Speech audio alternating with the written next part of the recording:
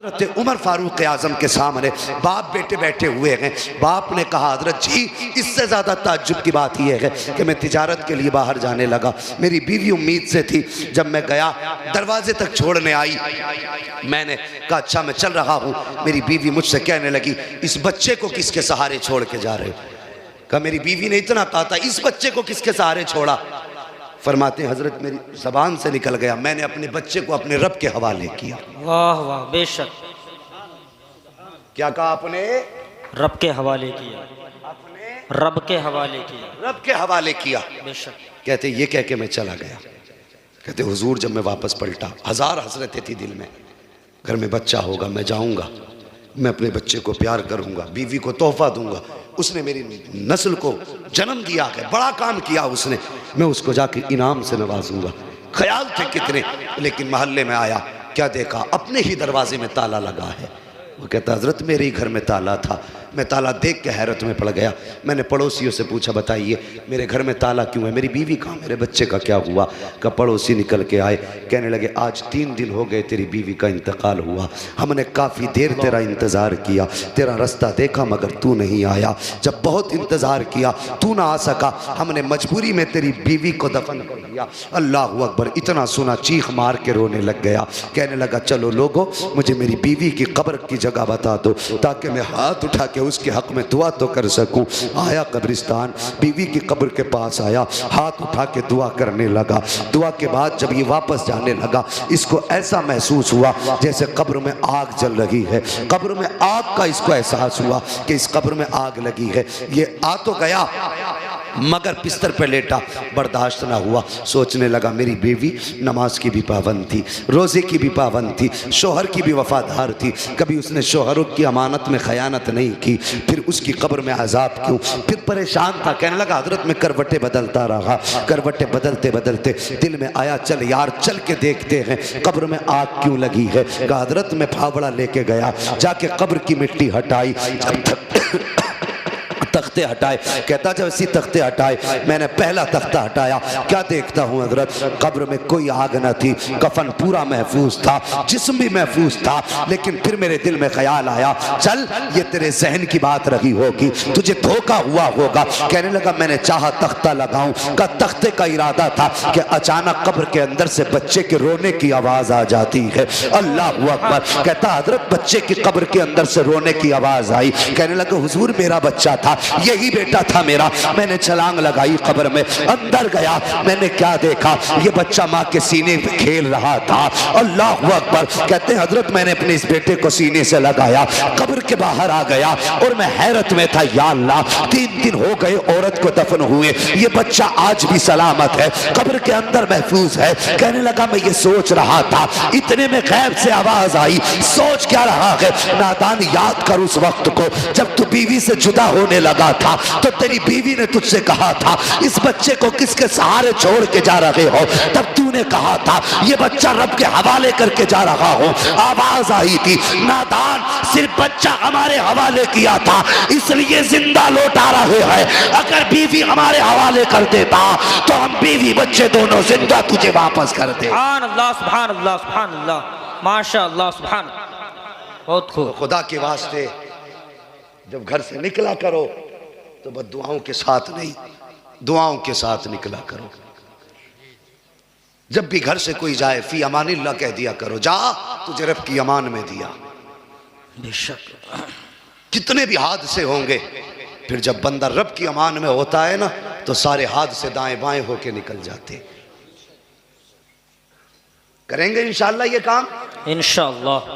घर से निकलें तो फी अमानिल्लाह कह के निकले, अल्लाह की हिफ्ज़ व अमान में दे के अपने आप को अपने बच्चों को जाया करें। मैं अर्ज़ कर रहा था कौम की बेटियों, शोहर के लिए बद्दुआ न कर, अगर ये चला गया तो फिर तेरी जिंदगी की खुशियां रूठ जाएंगी। हाँ, फिर तेरी जिंदगी में बहारों का कोई मौसम नहीं आने वाला।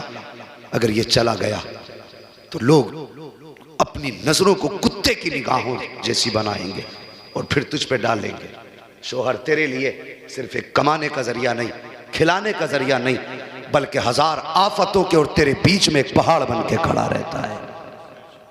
हाँ खुदारा, कभी शोहर के साथ बदकलामी न करना, कभी उसके एहसानात पे पानी ना फेरना, कभी उसकी दिल शिकनी ना करना, कभी उसका दिल ना तोड़ना। हजरत आमीना सुबह भी रो रही है, शाम भी रो रही है, ना आंसू सुबह को थमते हैं न शाम को थमते हैं।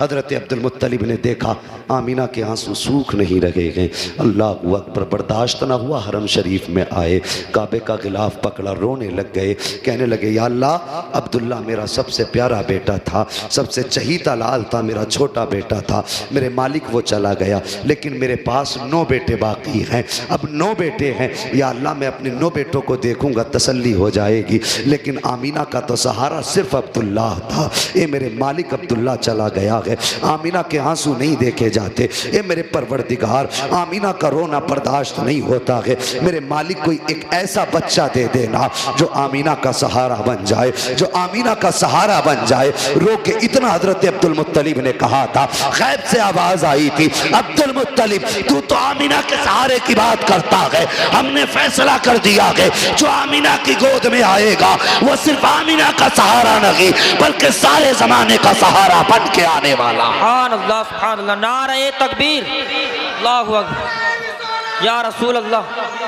जिंदाबाद जिंदाबाद जिंदाबाद जिंदाबाद जिंदाबाद जिंदाबाद, अल्लाहु अकबर, सुभान अल्लाह, सुभान।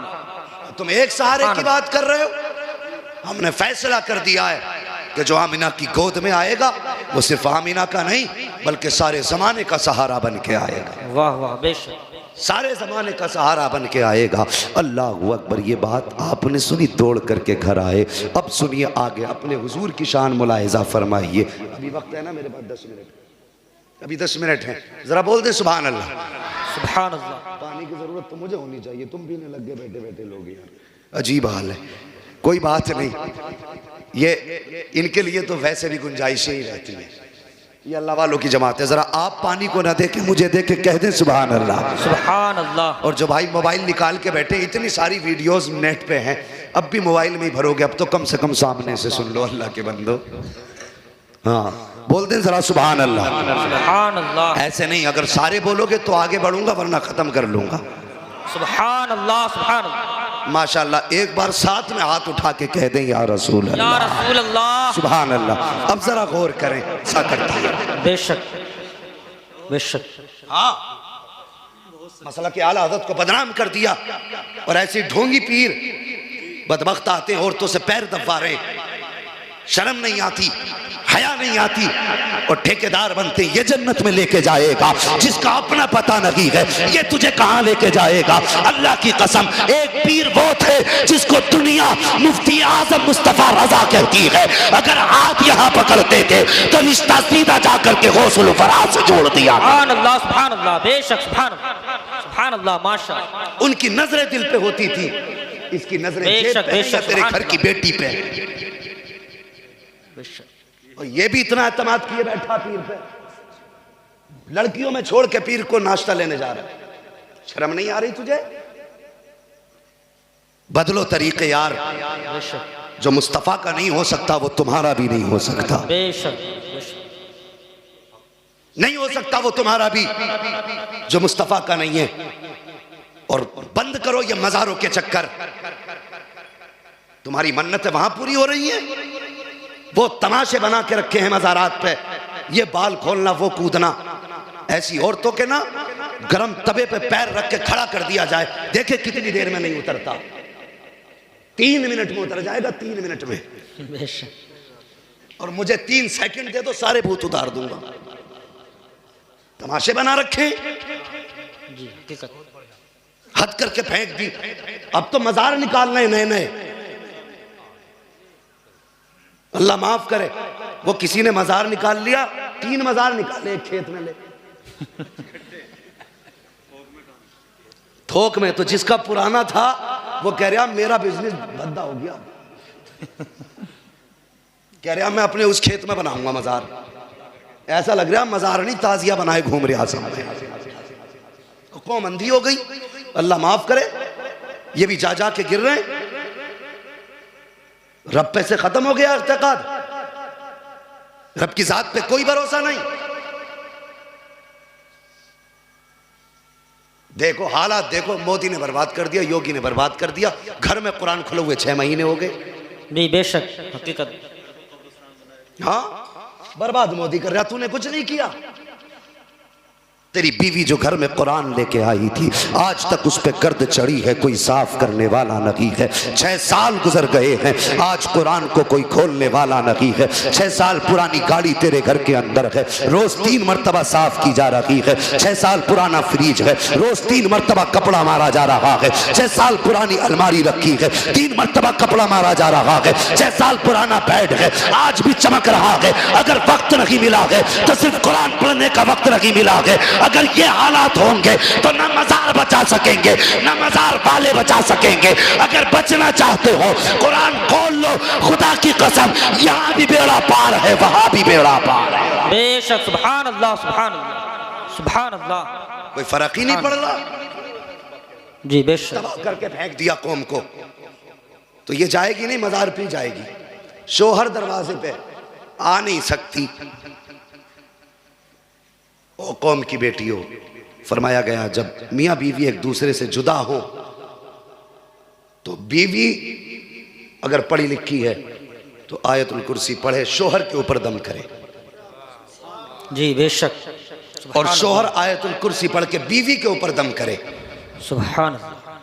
ये अमल करके जब निकलोगे ना तो इंशाअल्लाह जिस खुशी में छोड़ के जाओगे अल्लाह उसी खुशी में मुलाकात कराएगा इंशाअल्लाह। बेशक सुभान अल्लाह बेशक। हाँ, अभी तो हालात ऐसे हैं। मैं एक बात कह दूं, बुरा मत मानना, बातें कड़वी होती हैं लेकिन हजरत सच्ची होती है। घर बिगड़ते कहाँ से हैं? अगर औरत कमी करे, शोहर डांट दे और मैके वाले हिमायत कर दें तो फिर घर को बिगड़ने से कोई नहीं बचा सकता। बेशक। हाँ, अगर मैके वाले अच्छा आ रहे हैं हम, वो आया नहीं और ये फिर गई नहीं। इज्जत सब रखते हैं भाई, अपनी सबकी अपनी इज्जत है। तो मेहरबानी करो, अगर घर में आपसी झगड़े हुआ करें तो महके को फोन ना किया करो। इसकी वजह से अक्सर घर बर्बाद हो जाते हैं। और लड़की वालों, तुम भी बेटी को रुखसत किया करो ना, तो ये नहीं कि बस फोन कर दिए घर दूर नहीं है, लल्ला आ जाएगा मोटरसाइकिल से। ये पहले ही कहता है कान में। अभी वो रो रही है रुखसत होते हुए, कान में कह रहा रो क्यों रही है, कोई बात हो तो बता दिए। अबे वो कोई जेल में जा रही है जो ये नसीहत कर रहा, फोन करके बता दिए। हमने हालात सच्चे यही हैं कि दिल के पपोले जल उठे सीने के दाग से, इस घर को आग लग गई घर के जल।